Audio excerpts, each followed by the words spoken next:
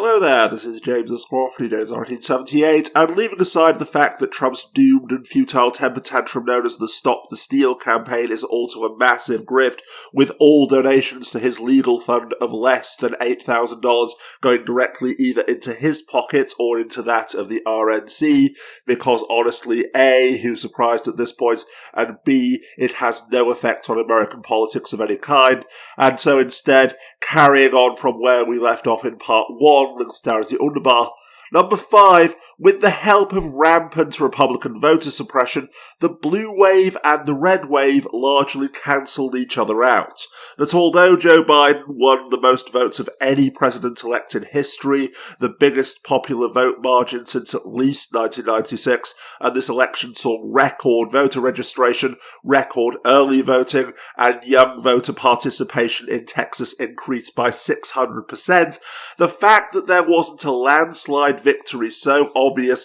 that the election was called within a few hours of the polls closing is evidence of just how deeply polarized America has become, because a great deal of that record registration and record voting was done by Trump supporters, or at the very least, people who feared a Biden presidency more than they feared 4 more years of Trump, meaning that number 6, being more progressive will not solve all of your problems and guarantee a landslide victory, but then again, neither will being more moderate and centrist either. Here in Britain, I spent 5 long and God-forsaken years listening to everyone and their pet gopher scream from the rooftops that if only Keir Starmer were leader, then the Labour Party would be 20 points ahead, only for Starmer to actually become leader earlier this year, and for it to change absolutely nothing. Because when a country is as hopelessly polarised as Britain, let alone the United States, things such as policy, ideology, how much individual voters personally love or loathe the leader or the candidate,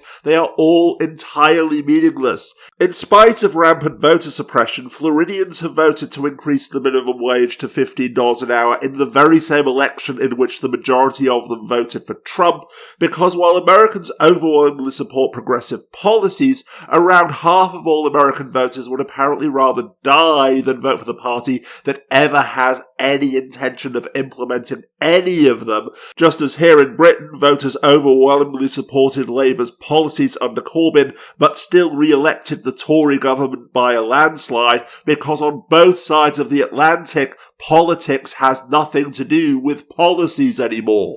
Instead, politics on both sides of the Atlantic is now driven by the existential terror that if the other side gains power, then your way of life and everything you love will be destroyed. So while progressive and centrist Democrats in the House of Representatives are already blaming and attacking each other over their lackluster performance and almost losing their majority, the bottom line is that while moderate centrist Democrats were able to pick up seats in ruby red districts back in 2018, because back then there was an unopposed blue wave, they lost those seats when Republican voters turned out in greater numbers, in large part because of their Fox News-fueled fear and hatred of progressive Democrats. But progressives actually gained seats in progressive sapphire blue districts where Medicare for all is literally more popular than Jesus.